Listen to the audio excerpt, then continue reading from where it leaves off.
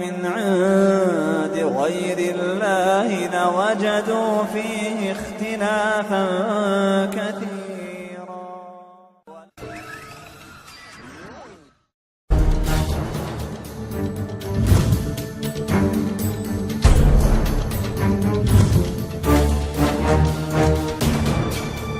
To what conclusion did the researchers arrive in relation to the experiments with ships?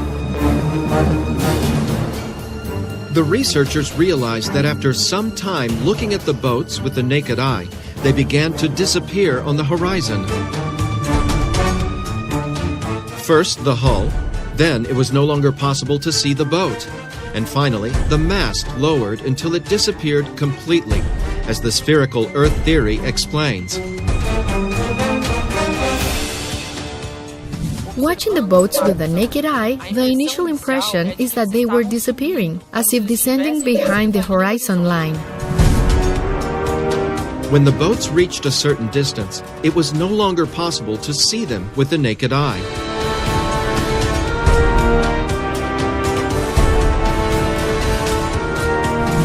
For a moment, we were a little frustrated to be in the place to prove the sphericity of the air, as with a naked eye, we could easily come to that conclusion. Does this mean that the Earth is even spherical?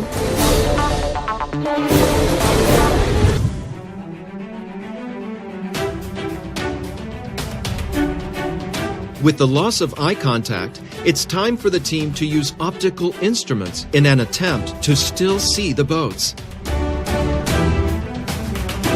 If the boats are still visible through the equipment, it's proof that they have not traveled below the horizon.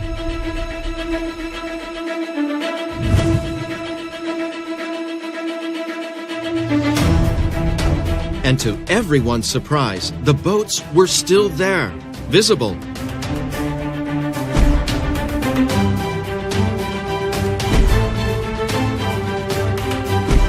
The researchers realized that the images of the equipment presented some optical phenomena.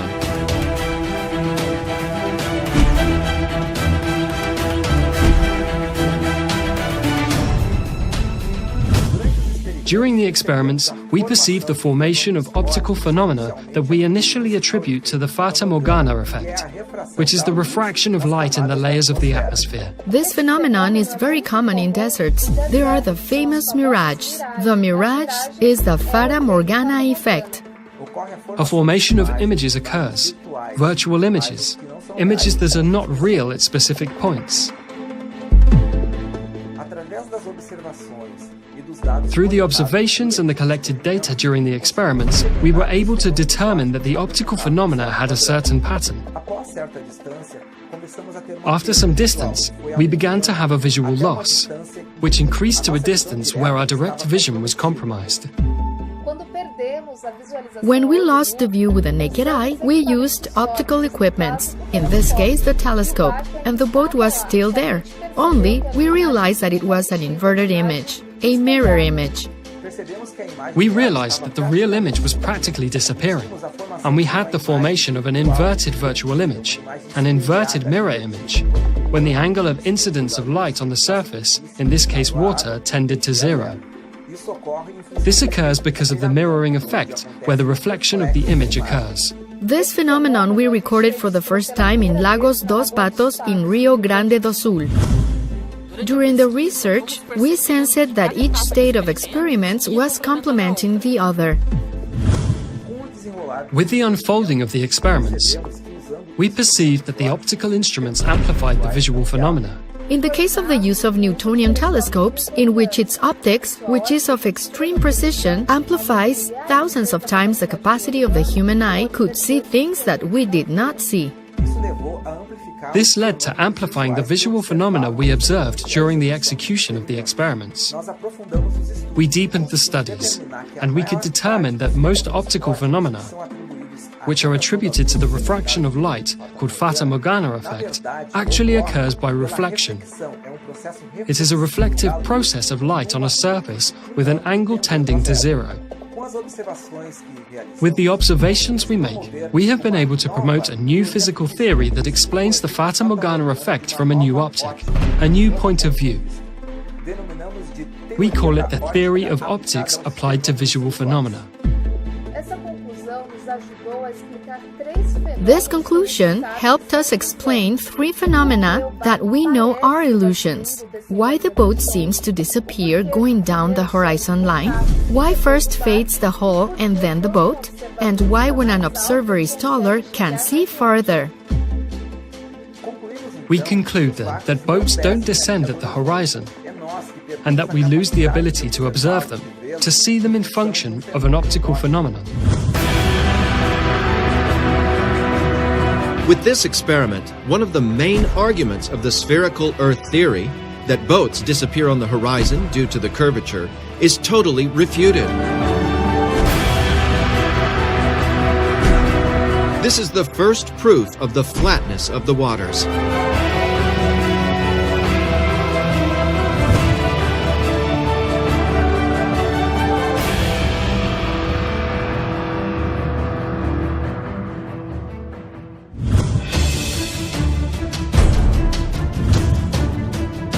Among the long-distance viewing experiments performed with telescopes, the one with the greatest impact was at Lake Titicaca, where the team tried to record images at 110 kilometers. The site was chosen due to the low humidity of the air at certain times of the year, which is a prime factor for the result.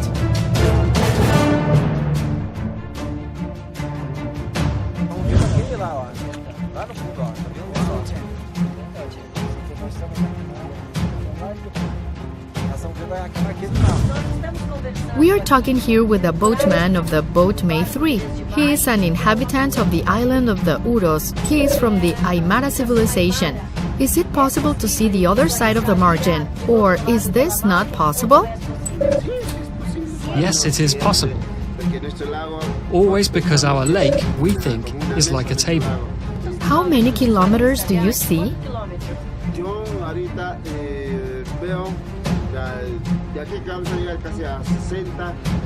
I can see almost 60 or 50 kilometers.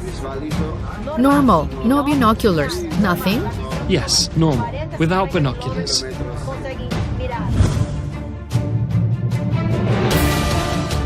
With the telescope, the team was able to record images at a distance of more than 100 kilometers, which would be impossible in the theory of a spherical Earth, as the curvature would have a height of 237 meters, equivalent to a 79-story building.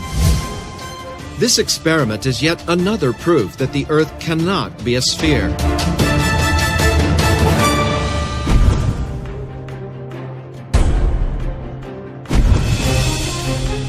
And the result of the experiment with radio waves? The researchers used directional parabolic antennas, where in the spherical Earth model, communication would be impossible, as the minimum obstacle would preclude this, since at the distance of the experiment, the curvature of the Earth would generate an obstacle of 3.84 meters in height.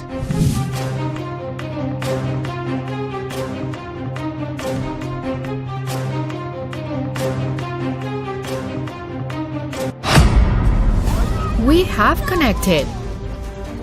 Got it. We're with connection here. It's responding.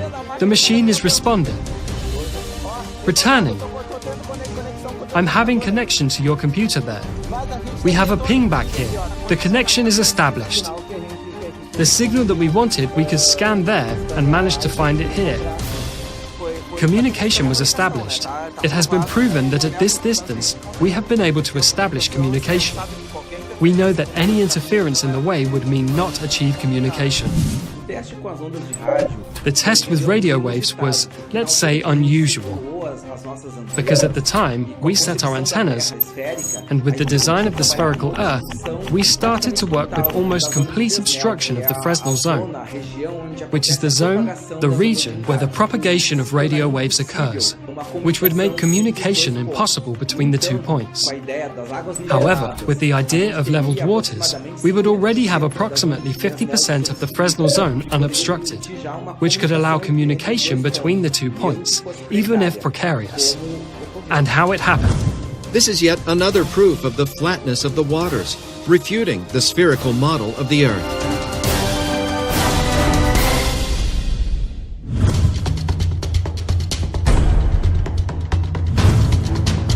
what about the geodetic curvature experiment performed on the buildings? Measurements were done of the bases and tops of two buildings, one in Torres, Rio Grande do Sul, and another in Natal, Rio Grande do Norte, 3,050 kilometers apart from each other. According to the theory of the spherical Earth, the distance of the measurements of the bases must be different than the measurements of the top, even in a few meters. But if the measurements are equal, this would show that the Earth has no curvature. Remembering the opinion of the INCRA engineers before the experiment, Probably there will be in relation to the extension of this line, perpendicular to the baseline. I believe it will be longer.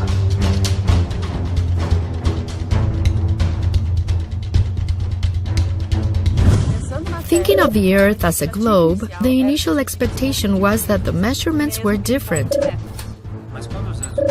But when the results arrived, the base and the top measurements were the same, showing that the two buildings are leveled upright. And here the opening angle, where we read the point here, the base of the building and its height. As we do this calculation here, on this plane, we will always find this distance here. On this plane, we will always find this distance here. the identical measurements of the distance between the bases and the tops prove that between the two buildings there is no curvature, proving that the Earth has no spherical shape.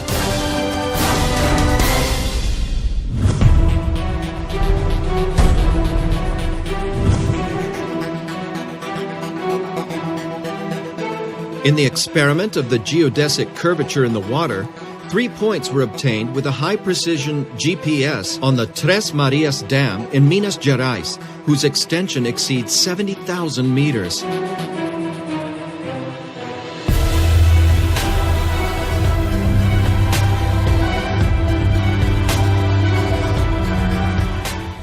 This first point, the elevation in relation to sea level is at 556 meters altitude.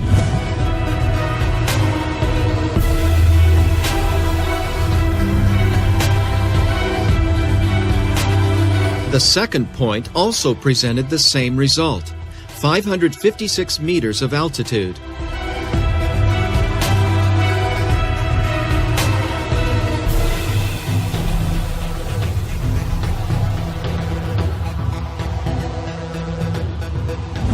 If the third point were different, the water would be following the curvature of the Earth.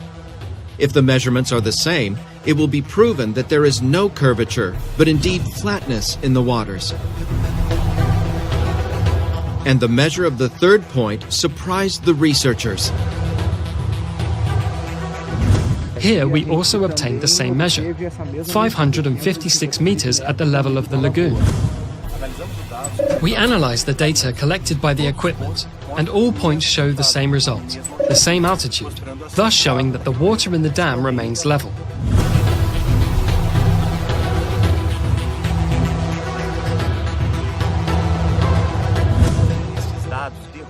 These data overthrow the theory of sphericity, because according to this theory, the water should follow the curvature of the Earth. Only in a curve there is no level. The three altitude measurements were identical, proving the leveling of the water, proving that the Earth has no spherical shape.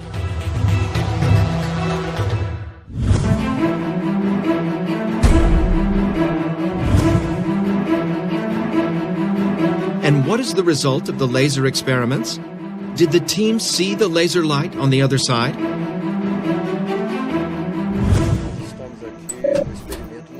We are here in the nocturnal experiment in the Tres Marias Reservoir. We are on the shore of the lake. The positioning of the laser is here by the lake, a meter or so from the water level where the second laser is. It is also in the same position, exactly 1.5 meters from the water level of the reservoir.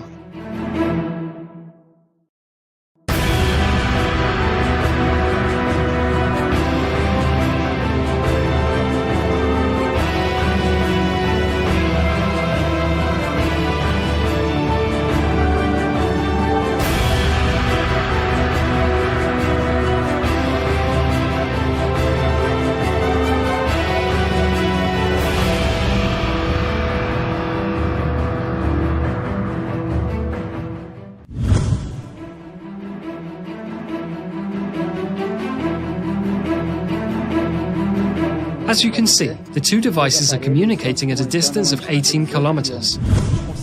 We have successfully done an experiment today, and we are proving that the Earth does not have the format that science believes it has. So as we are at 18 kilometers, there is no water level difference from here to the other crew that is 18 kilometers away. It's exactly level. On this distance, there should be a visual obstruction by virtue of the curvature of approximately 6 meters, and we were able to get the signal from a laser cannon from the other shore at 18 kilometers on a little more than a meter from the level of the lagoon. This is the ultimate test. There is no curvature. To guarantee the accuracy of the result, the researchers decided to conduct a surprise experiment.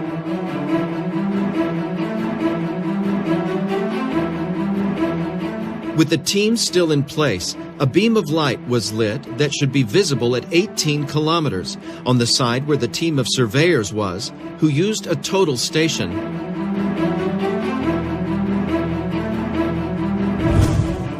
At that distance, the Earth curvature would have risen 6.3 meters, equivalent to a 3-story building. Do you see? Yes. Down. Can you see? Yes. Down. Can you see? Can you see? Yes. I am at water level. At water level. So okay, I will write down and you read the angles and the coordinates. There you take that height where it was blinking at the water level. It's on water level. But on how many meters high? 0. It's blinking in the water, right? It's in the water.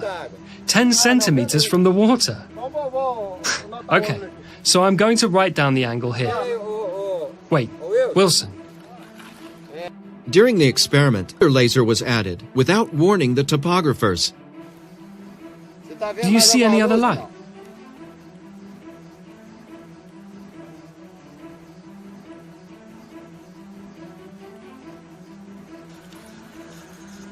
I see it. I did see. I saw a laser now. He did see. He saw the laser. It die off. Lower the laser. All right, wait a minute, Wilson. Now I saw the laser. Did you see the laser? Not now. I saw the laser there. Lower a little bit. Do you see the light still? I see the laser there.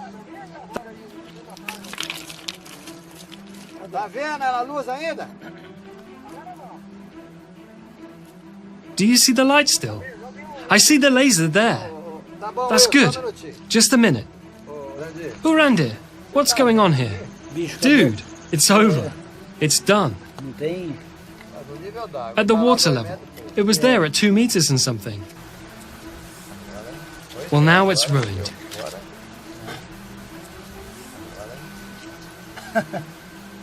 Now, so anything else needs to be done. We can go, right? We are with a telescope. We have a precision level, an optical level, with a topographer. We have a total station, which is a topography equipment that is used for measurements and level determination. So we are here 18 kilometers marked with a GPS on an island, on a point of Lagoa, 18 kilometers from the topography equipment there with the crew.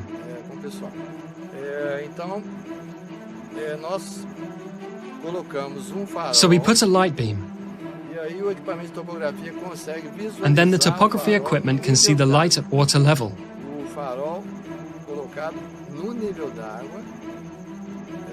The light placed on the water level can be visualized by the topography equipment that is positioned 18 kilometers. And the engineer remained perplexed by the outcome of the experiment. We can go, right? This is unquestionable proof that the Earth is not a sphere, for the waters are level.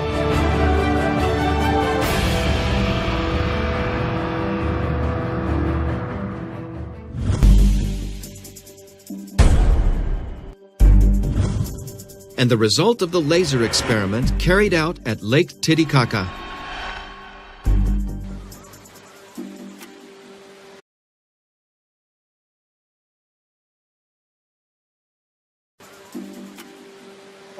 It is hitting the hill on the hill. Look over there. It is hitting a tree above us here. Look at theirs. Look at theirs. Are you pointing yours too? We're seeing. We see yours. It's just too high. It's very high. Look there. You saw. In this direction. It made it. There, it appeared again. Go. There, it made it again. That's it. Stop there. More to the left. Stop there. Stop. Through light here. It is illuminating here. It is moving there too. Here it is illuminating everything. We have already done the first tests, and the laser of team number 1 has already appeared here in the treetops that are on our side. Then the trees here have about 2 meters, 2.5 meters. So there we start directly discarding the hypothesis of the Earth being spherical. Because we are 35 kilometers away from team number 1 in a straight line from end to end, on the lake, on lake level. And according to the theory of spherical Earth, that 35 kilometers should give at least 23 meters and 98 centimeters of Earth's curvature. So a light communication would be impossible as we just have had. The result was positive here. We could see the laser on the other team there, and they could see us too. More than 30 kilometers, so there was no curvature. Total flatness. The research here was excellent. Here with this laser visibility test, Team 2 and Team 1 at 35 kilometers, there really was an unusual commutation at a distance of 35 kilometers, and that there should be an arc of approximately 24 meters. Neither Group 1 or 2 should be seeing the lights.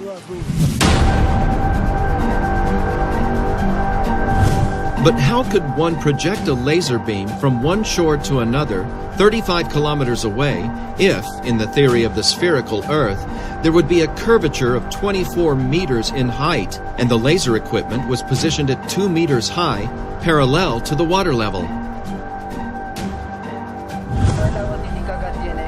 Lake Titicaca has a width of 65 kilometers and a length of 165 kilometers.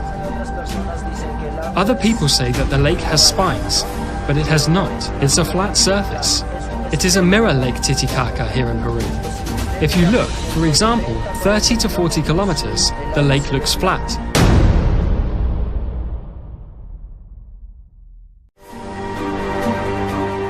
This is yet another unquestionable proof of the flatness of the waters, which definitively overturns the theory of the sphericity of the Earth.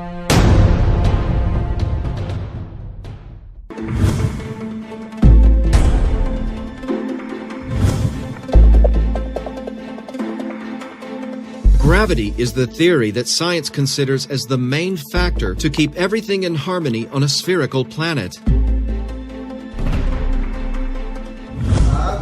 Water does not come off the Earth because it has a central force pulling towards the center of the Earth, which is gravity.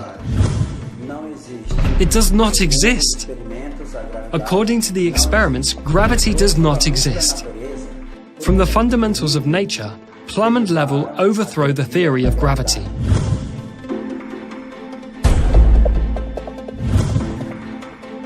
The plumb is an instrument used to gauge verticality. It is of fundamental use in civil construction to guarantee the verticality of the buildings. This tool we use to get the wall in the right plumb because it cannot be out of plumb because the wall can fall. So this plumb is used for this, to keep it right and steady on the plumb. Neither there nor here, right there in the plumb. The use of the plumb is the only way to ensure that construction is being erected in vertical alignment.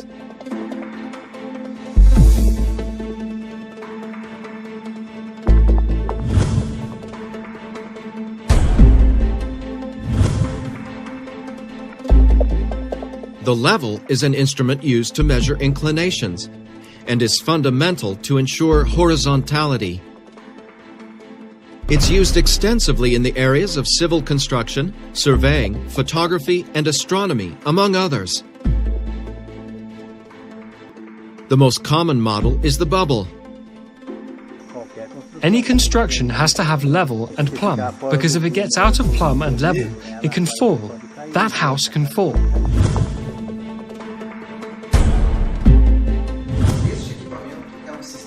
This equipment is a system of communicating vessels and is used in the laboratory to demonstrate the behavior of water leveling.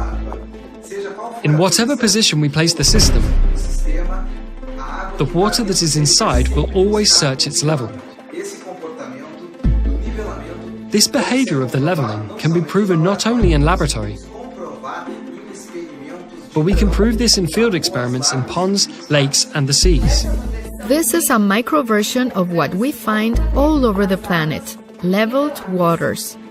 By verifying that the water remains level, both in micro and macro environments, it's also verified that gravity does not exist, because if this force existed, the waters would follow the curvature of the planet. But then, what forces act to maintain harmony on a non-spherical planet?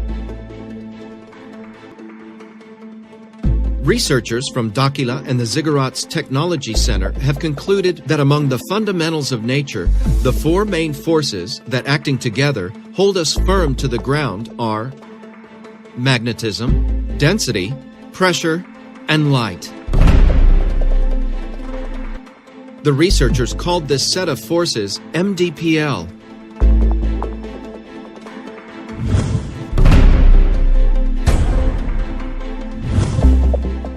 Among the four MDPL forces, magnetism, in contrast to what science considers, is one of the strongest forces that act on Earth. It's the main force that keeps everything in balance, from the bonds of an atom to the Earth's magnetic field.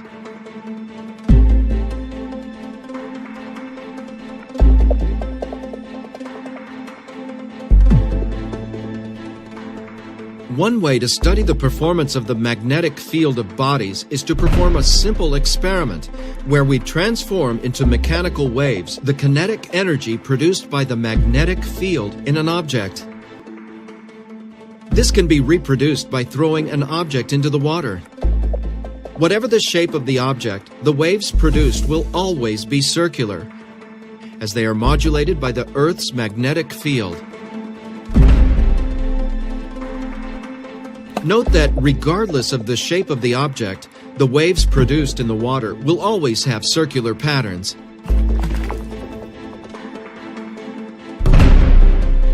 This happens because the waves in the water are being modulated by the influence of the Earth's magnetic field. It does not exist. According to these experiments, gravity does not exist. But going even further, to prove or to sustain the sphericity of the Earth, without people falling, buildings, animals, constructions, the waters especially going off, flying out into space, to justify people stay fixed on the Earth's surface without being thrown off by the spin of the planet, they created a magical force called gravity. But this magical force is torn down by the plumb and level, because the physical behavior of water is to seek leveling. Or is physics wrong too? If the physical behavior of waters, according to our physics, is to seek leveling, how will it fix itself to a ball on a sphere without flying off? Space outside without seeking its level? So these are two contradictory things. And even more, to justify the seasons, they decided to tilt a ball 23 degrees. There is no way to tilt a ball, a sphere. Impossible. Let's see, how could a planet or a ball, a sphere, be tilted and waters not get off? But it has the imaginary axis. The imaginary axis, even if there were a physical axis, what would be inclined is the axis and not the sphere. Any position that places the sphere, there is no way to tilt it but the axis. An imaginary axis, that is an illusion. If it is imaginary, it's an illusion. So it's another contradiction. They created this axis that does not exist to justify the seasons in a sphere, in a globular model. That's not possible. Well, in a sphere we certainly do not live. Because the physical behavior of the waters does not match the reality of the facts. And through the plumb and level, this theory is totally overthrown. Extinct.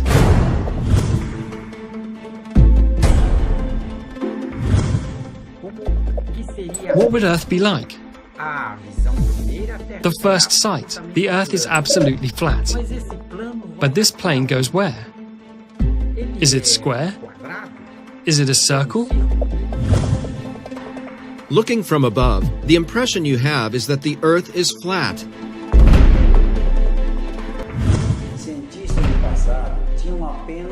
Scientists of the past had only the eyes to observe and the reasoning to create possibilities. The older ancients used a model of the flat Earth, square Earth, triangular and geoid. Later, other scientists defined the most suitable model would be spherical, geoid, putting a stake at one point and another at 800 kilometers. But he did not take into account the altitude, had no GPS, had nothing. So, there is really no way how these ideas, with the technology of today, can be considered, because everything we have today overthrows these theories. Any experiment today can prove that the globe doesn't exist. It's impossible. But then, how can we determine the real shape of the planet? The CTZ researchers collected information on the movement of the Sun, the Moon, and the stars in different parts of the planet. In this research, which lasted several years, images were recorded by cameras installed in all these places during the day and at night. We found several differences in the trajectory of the Sun. One of the most significant was between Australia and Argentina, which are in the same tropic. While in Argentina the Sun moves at about 180 degrees, in Australia it moves almost 270 degrees, which would be impossible in a spherical Earth model. Another significant example was in the Canary Islands, where a time-lapse of the stars showed a circular movement incompatible with the spherical model of the Earth. This movement would only be justified if the place were near the poles in a spherical Earth, which is not the case. We do not understand that with so many discrepancies we have found, and with the technology available today, no researcher, no scientist, no astronomer, no space agency in the world has perceived any of this. The discrepancy in the comparison of the trajectory of the Sun and the stars between the different points, when related to its geographical position in the current world map, allowed to generate a new geographical model of the continents. In this model, the continents present a size and position somewhat different from the current world map, having the North Pole to the center and the other continents around it. This new model was called convex Earth. We call it convex Earth because the continents have a convex relief, starting at the sea level, racing to the highest point, and returning to the sea level. According to altimetric analyses, all the continents present a convexity in their relief. According to the investigations, in the convex Earth, the magnetic field has the following layout, with the magnetic North Pole located in approximately the middle of the planet. Due to the magnetic field, anywhere on the surface of the planet, a compass will always point to the North Pole, as the South Pole represents its entire border. The magnetic field is also responsible for modeling the shape of our atmosphere, which takes the form of a plane convex lens. In this way, the atmosphere, formed by several gases and water in gaseous state, takes on the characteristic of a gigantic magnifying glass with a high degree of refraction, responsible for day and night. The following experiment simulates the behavior of day and night. We use a flat convex lens, a model of the continents, and an external light source simulating the sun. The result is a model of day and night in the corresponding time zones. What helped us a lot in this research was the information we collected at our own astronomical observatory of the Sigurat's Technology Center. In this manner, the researchers concluded that the Earth is neither spherical nor geoid, but rather convex on the continents and flat in the waters.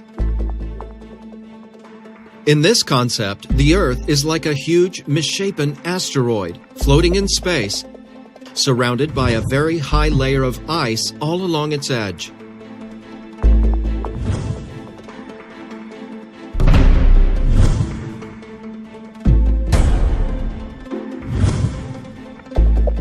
And how do satellites work in the convex Earth?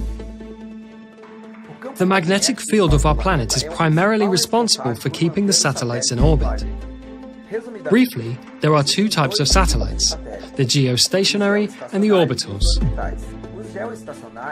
The geostationary ones are apparently fixed in a position over the surface of the planet. I say apparently because its orbit has to be corrected periodically.